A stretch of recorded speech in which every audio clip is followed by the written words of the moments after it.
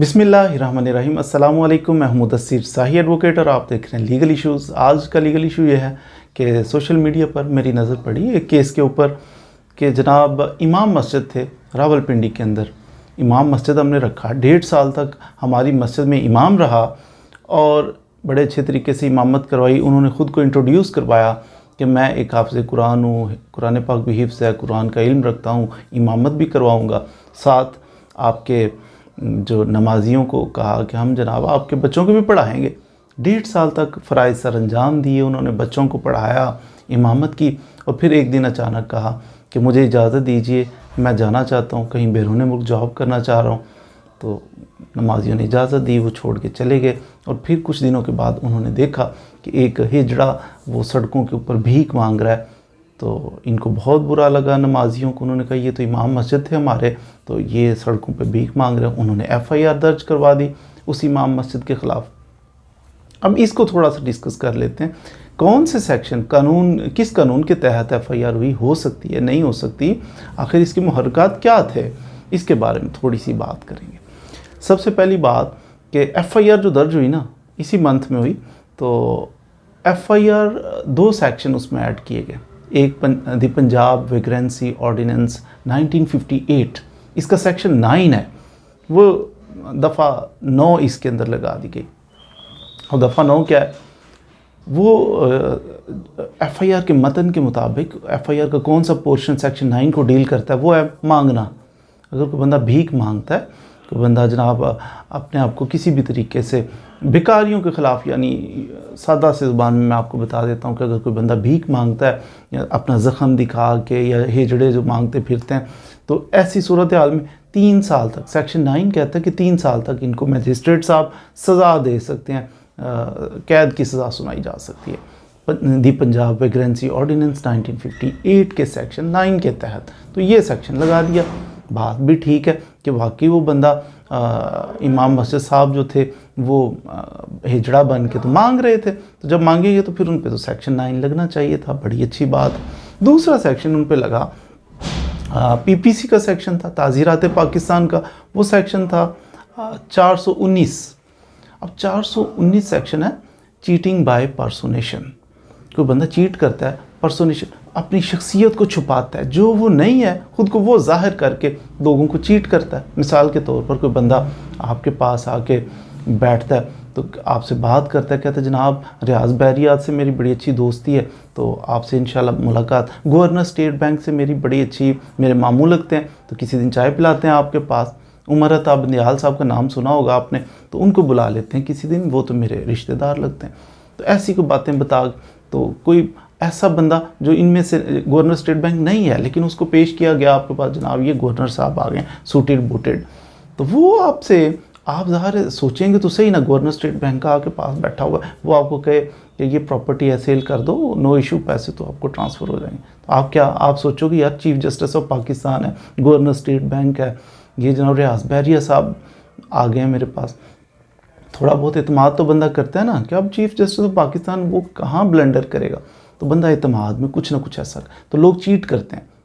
जो वो बंदा नहीं है, खुद को प्रिटेंड कर रहा है, वो जाहिर कर रहा है आपके सामने चीट करने के लिए, तो ये सेक्शन 419 लगता है कि जो चीटिंग बाय पर्सोनेशन, इसकी भी सज़ा 7 साल तक इसकी सज़ा हो सकती है। तो उसने भी तो चीट किया ना, इमाम मस्जिद जो था उसने जनाब कहा कि मैं हाफिज़ हूँ, तो मैं इमाम मस्जिद हूँ, मैं आपको पढ़ाता हूँ, तो लेकिन दरअसल वो कुछ और था, तो वो कुछ और कर रहा था, तो हमें धोखा दिया। हमारी तो नमाज़ें पढ़ाता रहा इतनी सारी, हमारा तो जनाब जनाजे भी उसने पढ़ाए थे, हमारे निकाह भी पढ़ाए थे।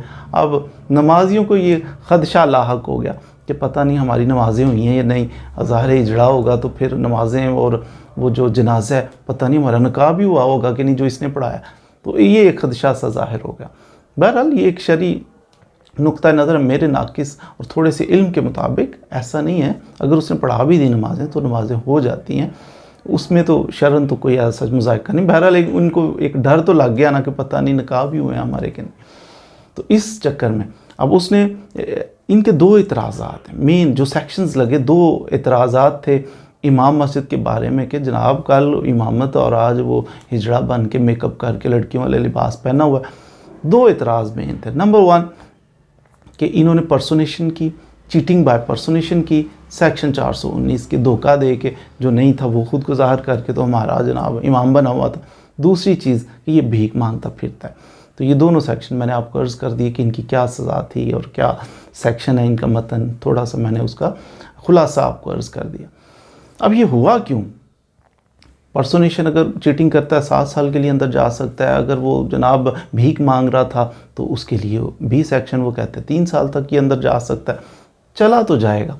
लेकिन कभी आपने गौर किया इस चीज़ के ऊपर कि ऐसा क्यों हुआ कि मेरी एक ना मस्जिद के अंदर किसी साहब से बात हो रही थी, तो जो चल रहा होता है रूटीन, ये चल रही होती है हमारी कि हम इमाम मस्जिद को इज़्ज़त नहीं देते। कभी आपने ये चीज़ मुशाहिदा किया, अपने बच्चे को या किसी के बच्चे को पूछ के देखिए कि बेटा बड़े होके क्या बनोगे, तो कोई कहेगा पायलट, कोई कहेगा डॉक्टर, इंजीनियर बनूंगा मैं जनाब मिलिट्री में जाऊंगा, एयरफोर्स में जाऊंगा। मुख्तलिफ ऑप्शंस होते हैं। कभी किसी ने ये नहीं कहा होगा कि मैं बड़ा होके तो इमाम मस्जिद बनूंगा। क्यों? क्योंकि हमने एक लेवल ही वो रखा हुआ है, ऐसा हकीर सा एक ओहदा बना दिया। हालांकि इमाम का मतलब होता है कि इमाम जो इमामत करता है, जो लीड करता है, तो लीड जिसने करना है उसका मयार ज़िंदगी इतना लो कर देते हैं कि वो फिर ये नहीं करेगा तो क्या करेगा। यानी कि इमामत के मुसल्ले को छोड़कर तो वो खुसरा बन के तो वो जनाब भीख मांगे, तो फिर आप एतराज़ करें पता नहीं हमारा निकाह हुआ था कि नहीं। इससे बेहतर नहीं है क्या हमारे पास ऑप्शन कि हम इसका थोड़ा मयार अच्छा कर दें, दीन सिखाने वाला हो, दीन को लीड करने वाला हो, हम लोग उसके फॉलो कर सकें, उसके लिए उसकी सैलरी अच्छी होनी। मेरे एक इत्तफाक हुआ तो मैंने कहा कि जनाब इमाम मस्जिद थे, क्या सैलरी देंगे? मैंने पूछा यार क्या इनको, वो कहते हैं 10,000 देंगे। मैंने कहा सर आपको 10,000 रुपया दिया करेंगे माहाना, तो आप इनको नमाज़ें पढ़ा दिया करें। तो वो कहते हैं सर बड़ी माजरत के साथ, वो इमाम साहब जो थे वो कहते हैं सर बड़ी माजरत के साथ आप ऐसा करें कि 10,000 रुपया महीने के बाद देंगे, तो 10,000 में तो गुजारा नहीं होता। आप ऐसा कीजिए कोई सोलर सिस्टम पर चलने वाला कोई इमाम ढूंढ लीजिए। तंज़ किया उसने। तो मुझे बड़ी शर्मिंदगी हुई कि सोलर सिस्टम पर चलने वाला इमाम लेके कहाँ से आए आप। वो कहते हैं यार ऐसा ढूंढो बंदा ना खाना खाए, ना पानी पिए, ना बच्चे पैदा करे, उसकी कोई ज़रूरियात ना हो। जैसे सोलर सिस्टम पे आपका निज़ाम सारा घर का चल रहा होता है ना, तो कहते हैं ख़र्चा नहीं जनाब, तो उस तरह का कोई ढूंढें जिसके ये इंसानों वाली ज़रूरियात ना हो। कि 10,000 में गुजारा कैसे हो सकता है? प्याज बढ़ गए हैं जनाब, इतने हज़ार का हो गया है। अब आप देखिए घी की प्राइस जो है वो बढ़ के तो जो 200 वाला था वो 600-700 पे पहुंच गया। लेकिन इमाम मस्जिद की सैलरी अगर 10,000 थी तो 10 ही है। तो ये 10,000 वाला जब करेंगे, मुझे तो शोभा होता है कभी कभी कि ये कहीं ऐसा तो नहीं है ये बगैर वज़ू के ना पढ़ाते हों। जब इस लेवल पे रखोगे अपने इमाम को 10,000 पे, 8,000 पे, 12,000 पे, तो 12,000 में अगर आपका गुजारा हो जाता है तो बताइए, फिर उसका भी सैलरी इतनी कर लीजिए। तो ये कहीं बगैर वज़ू के ही ना पढ़ाता हो, आप उसको दाल लगा रहे हैं वो आपको लगाता होगा। वो इंतज़ामिया जो कहती है हमें धोखा दिया, इसने ये किया, वो इस पे पर्चा होना चाहिए, करवा भी दिया पर्चा, तो क्या ऐसी इंतज़ामिया पे पर्चा नहीं होना चाहिए कि आपने उसको ड्यू रिस्पेक्ट क्यों ना दी, आपने उसको अच्छी तरह मेंटेन क्यों ना किया, उसकी खिदमत इतनी क्यों ना की कि वो मुसल्ला इमामत बाइज़्ज़त एक जगह को छोड़कर तो वो दर बदर धक्के खा रहा है। अगर खुश होता, खुशहाल होता तो उसको ज़रूरत क्या पेश आती। तो ये हमें अपने आप की तरफ थोड़ा सा देखना है। बिलखसूस अगर आप मुसलमान हैं, आप दीन से मोहब्बत बराए नाम ना करें, दिल से करें ना।